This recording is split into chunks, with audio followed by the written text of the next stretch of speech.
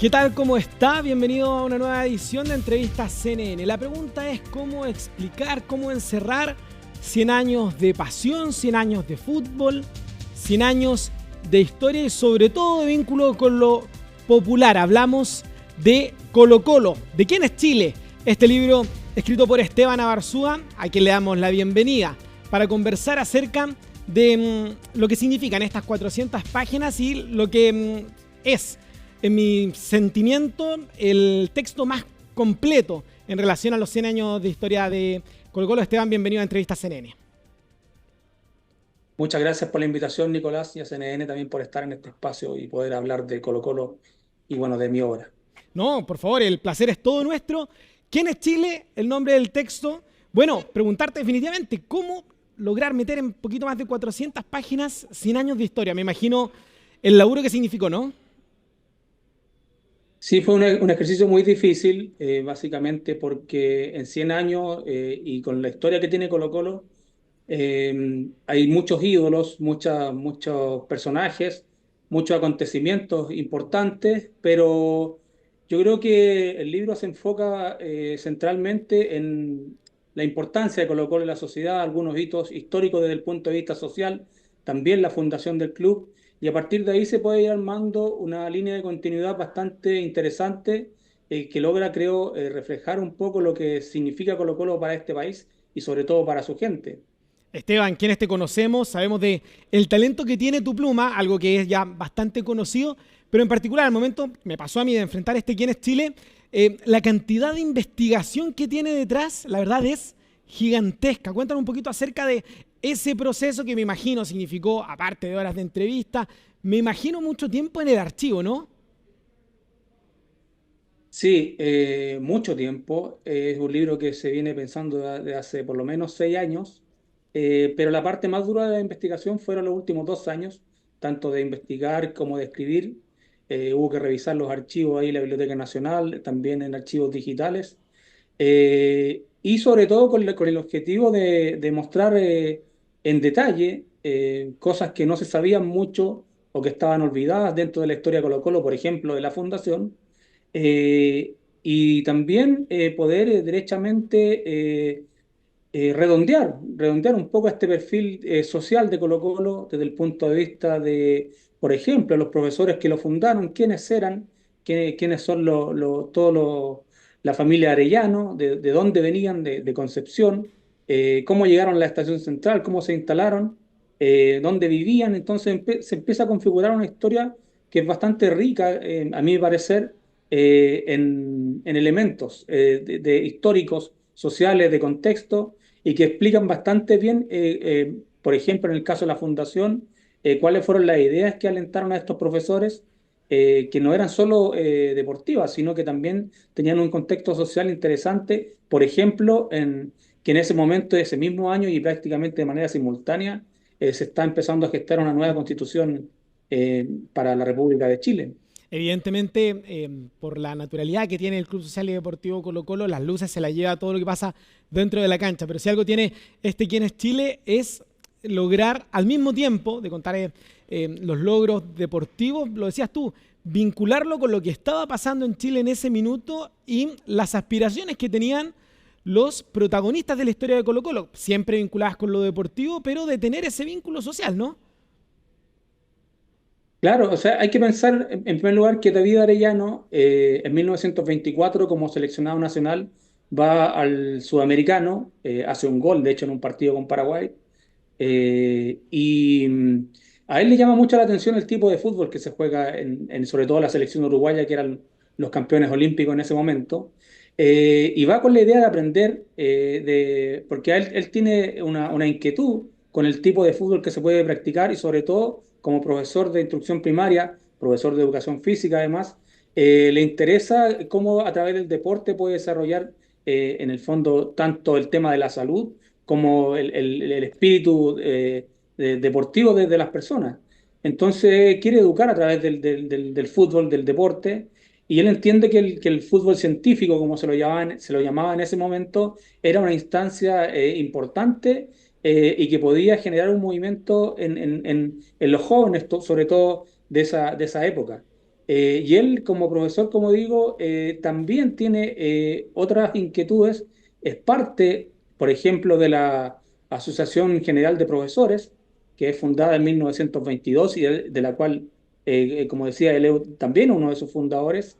Y de hecho forman la rama deportiva, la rama de fútbol de la Asociación General, la AGP, en 1923, junto, por ejemplo, a un nombre que obviamente resalta de inmediato en la historia de Colo-Colo, que es Juan Quiñones, que es prácticamente su mejor amigo en ese momento, el de la famosa frase "Vámonos Quiñones", y que es, de hecho, tiene una convicción gremial mucho más desarrollada. Quiñones, de hecho, en una convención, la primera convención de la Asociación General de Profesores de 1924, Juan Quiñones es delegado por Constitución y participa en una comisión de acción social en la cual, por ejemplo, se resuelve que pedir una reforma de las cárceles, que las cárceles de Chile tengan un énfasis en lo educacional para poder rehabilitar a esas personas ahí, que los profesores salgan de los partidos políticos, porque ellos pensaban que no convenía en ese momento para las reivindicaciones de los profesores, y además tener una acción social muy permanente en terreno. Entonces, ese es Juan Quiñones y ese también es David Arellano, y esos son los profesores que fundan Colo Colo. Y con esas ideas, con una idea muy enfocada en lo social y en el progreso de la sociedad a través del deporte y a través de la educación.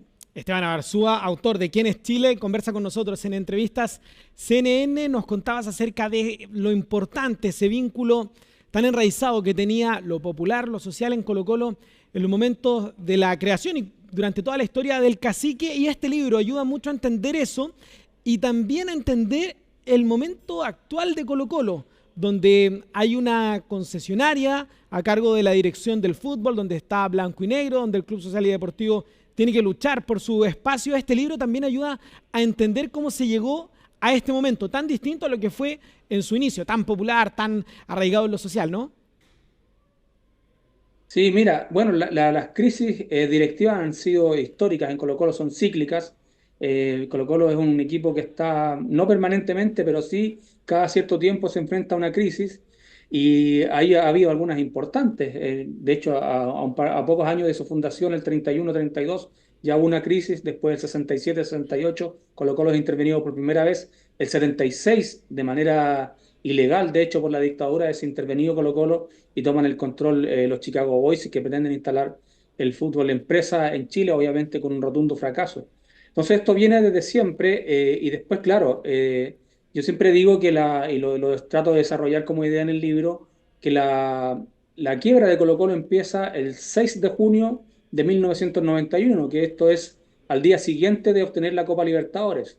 Esto básicamente porque los dirigentes que estaban en ese momento, que son Eduardo Menichetti y Peter Dragicevic, empiezan una lucha de egos, se meten en esa espiral inflacionista, sobre todo de intentar repetir el logro del título de la Copa Libertadores. De hecho, Colo-Colo está cerca de lograrlo el año 97, cuando llega a una semifinal que pierde por penales contra Cruzeiro de Brasil, una lamentable definición a penales acá en Santiago.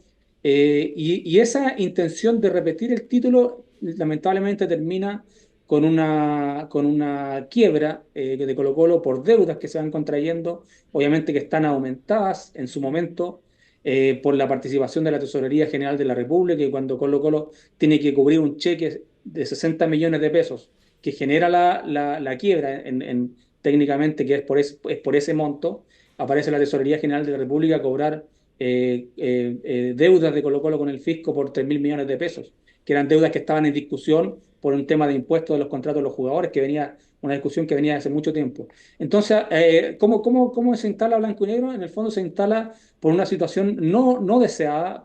El tema de la llegada de la sociedad anónima al fútbol chileno, obviamente es un tema de debate profundo. De hecho, Sí, ese claro. debate hoy día sigue instalado con una reforma a la ley de sociedades anónimas deportivas que está pendiente, que hoy día, de hecho, esta semana se le puso urgencia a esa reforma y mucho en vista de los resultados de la selección y de los equipos chilenos en la Copa Libertadores y en torneos internacionales, se requiere rehacer esa ley básicamente porque en algunos aspectos no ha funcionado. Si bien se pagan los sueldos, si bien hay un orden relativo en la contabilidad, el fútbol se llenó de representantes de jugadores y de intereses que no tienen mucho que ver en el fondo, con el objetivo de los clubes deportivos, que tienen podemos también discutir sobre eso, pero tienen una función Tal social, cual. sobre todo en relación a sus comunidades.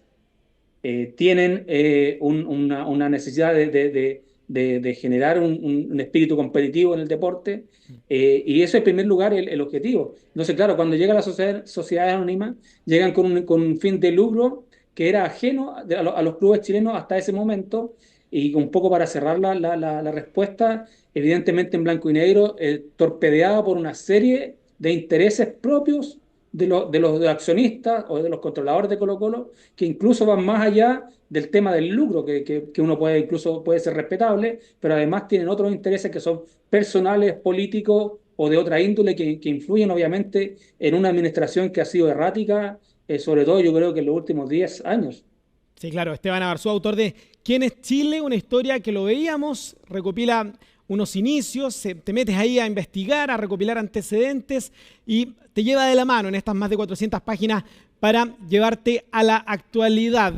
No quiero dejar esta conversación sin preguntarte una sensación tuya. Hay una frase histórica, tú la mencionas en el libro, cuando Colo-Colo gana, el té está más dulce y la marraqueta está, bueno, ahí tú lo planteas, hay opciones, más crujiente, más blanda, más grande. Tú planteas ahí dentro del libro más o menos quién plantea cada frase para ti. ¿Cómo debería ser la frase definitivamente? La frase yo creo que es más crujiente. Creo que es más crujiente, pero ahí es interesante porque quien la plantea, el Zorro Álamos, eh, la familia dice que es más grande la marraqueta.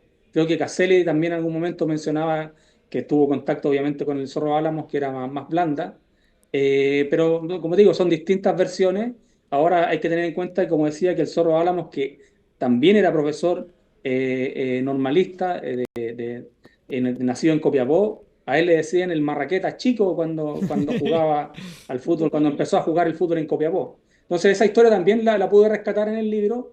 Le decían el marraqueta chico porque su hermano, que también era futbolista, le decían el marraqueta. Entonces ahí quedó instalado.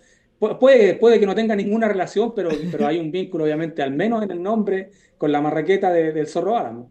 Esteban Abarzúa, autor de ¿Quién es Chile? Muchas gracias por conversar con Entrevistas CNN. Muchas gracias a ustedes por la invitación y poder hablar de la historia de Colo-Colo.